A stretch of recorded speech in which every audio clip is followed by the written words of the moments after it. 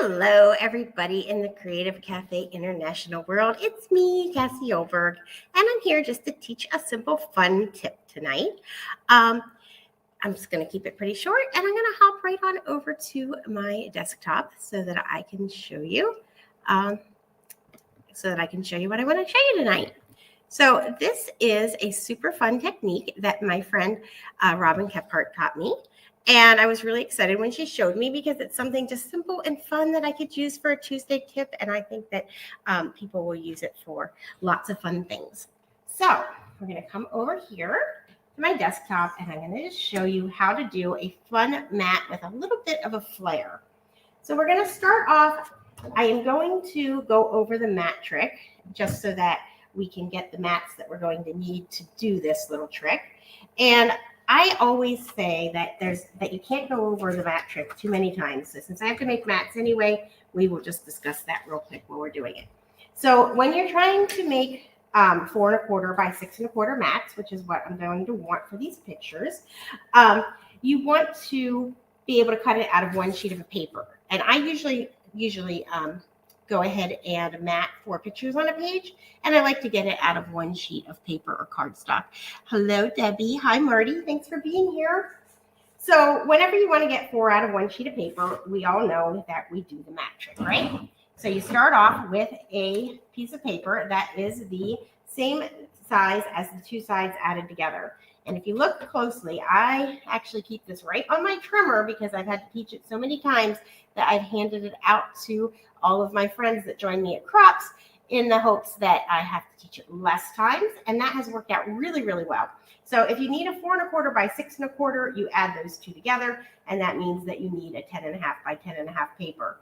And that works for anything. So if you're doing 5 by 7, if you add 5 and 7, it's 12 and you need a 12 by 12. If you need 4 1/2 by 6 1/2, you add 4 plus 6 1/2 plus 1/2 and you get 11 by 11.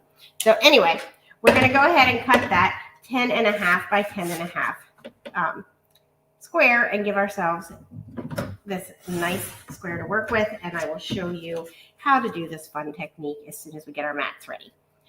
Hello, Janice. Hi, Susan. Thank you for being here. Oh, it's so much more fun when people jump on with me. So thanks for being here. Okay. So then you're just going to measure over to 4 1/4, right? Some people use a little clip to stop it. My friend Meg and I were talking, and neither one of us is the type of person that remembers where that little clip is, even though I have them all over the place. So if you just bring the front of your casing down to 7 1/4, that puts your white line, the cut line at 6 1/4. And then once you have it there, you just cut up.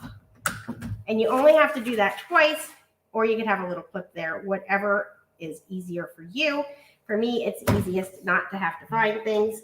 So I'm going to bring this down to 7 1/4 again. That puts my cut at the 4 1/4, or at the 6 1/4. And then you just, once you do that, you keep rotating to the left and cutting, and you end up with 4 mats out of one sheet of paper. Now, that was not the point of this tip. It was just to go over that because, like I said, you can't go over it too many times. Now let's go ahead and do the actual trick. So what I want to do is I want to mat this photo and I want to add a little flair to it. So let's say I want to add this. And this works best for the picture that you have a little bit of, space at the bottom that maybe you want to cover up, but you still want your 4 by 6 picture and you just want it to be super cute. So you're just going to take your mat, and I forgot to measure it in the center. So let me show you that. So it's 4 1/4. We're going to measure it over to 2 1/8. Okay. So we're going to bring this over to 2 1/8. And I'm just going to put a little mark. Okay. And then we're going to bring this over here. And if you look, there's a center point on your little ruler. So there's 6 here, and it comes right down the center, and it's right at the center of this. And as you can see, I put a little dot right at the center to remind myself of where that is. And I'm going to line up my dot here with my dot here and lock it down. So now I have this centered in my trimmer, or in my border maker system. And I'm going to take my whiskey quarter maker cartridge, and I'm going to snap it in. And now I'm going to bring this over, and I'm going to punch 2 times. And that gives me 2 inches worth of punch. Or 4 inches worth of punch. 2 and 2 is 4.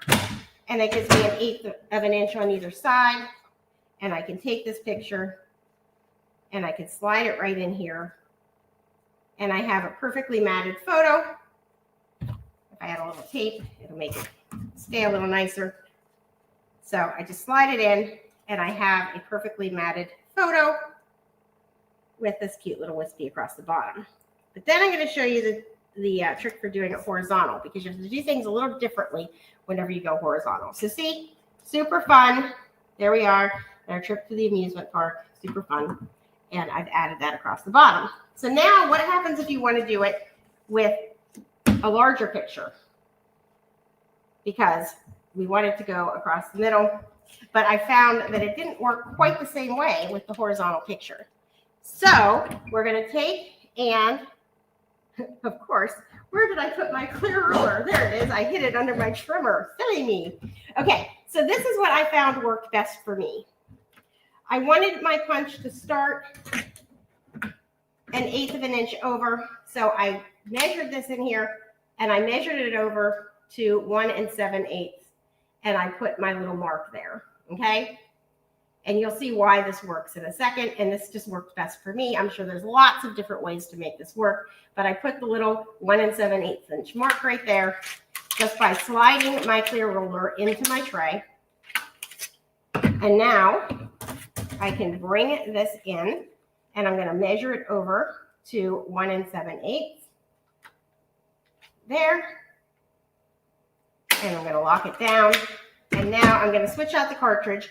And I want to point out something important that I didn't say earlier. And this is an important little tidbit for this trick. You want one that falls off. So there's not a straight line above or below it. It's not an edging one. It's one that falls off. And the reason that you want one that falls off is because you need this little spot for the picture to slide under. So it's just going to work out really well when you use this type of a punch. There's other things that you can do for other ones, and maybe I'll teach one of those at a different one. But right now, we're just working with ones that fall off because this technique will work every time for this one. So we're just going to switch to a different cartridge, and we've measured over the 1 7/8 of an inch, and now we can slide this in. I just wanted to show it using something different. And we're going to do 3 punches this time. Voila. Uh-oh. I didn't punch it quite straight, which sometimes happens when you're on camera. So let's just do another one. See? Look. If I were doing this in my own scrapbook, I would still use it. But you know what? I have 2 more because we did the mat trick. So let's just bring it in and do it again. Over to the little line, which was at 1 7/8 inch. Lock it down. And we're going to punch it again. And guys, you should not ever do what I'm doing right now. You should not punch on your silicone mat, because I'm going to have to run this under warm water. Oh no, I did it again. You know what? We're just going to leave it. Because I'm going to have to run it under warm water to get all these little pieces off. So then we can take our picture, we can slide it in, and then, let me put my tape on it. When I go to put it down on the page, it's still going to be just fine. It's just that I am going to want to use a little tiny piece of repositionable tape and fasten that down. So not the end of the world, but apparently I can't punch straight when I'm on camera because I only practiced it, a couple of times to make sure I was ready.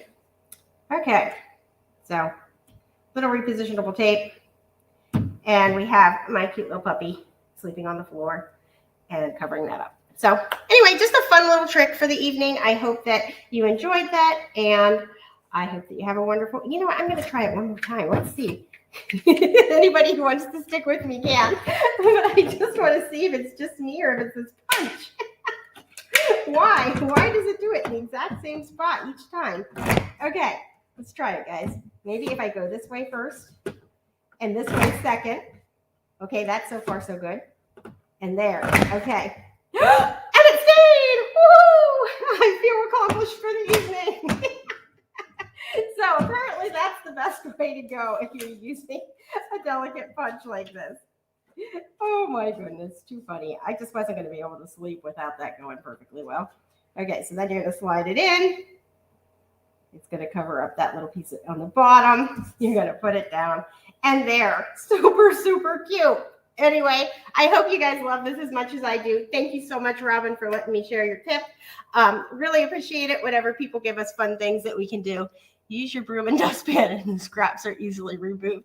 Thank you, Janet. Yes, yes. But I've also found that if I just take it and I run it, see it static clings, and I run it under just a little bit of warm water, and then I shake it off and let it dry, then it does it really fast and easy, and I don't have to use the dreaded the dreaded broom. I hate cleaning. So anyway, thank you everybody so much for being here. I appreciate all of you. If you are not yet scheduled for our winter CCI, we are currently in the discussion stages for what we're going to use, and we are all super excited to see all of you. We are only 2 CCIs away from our very first ever CCI Live, and so just so many fun and exciting things happening right now. So thank you for being here, and I will talk to you soon. Bye.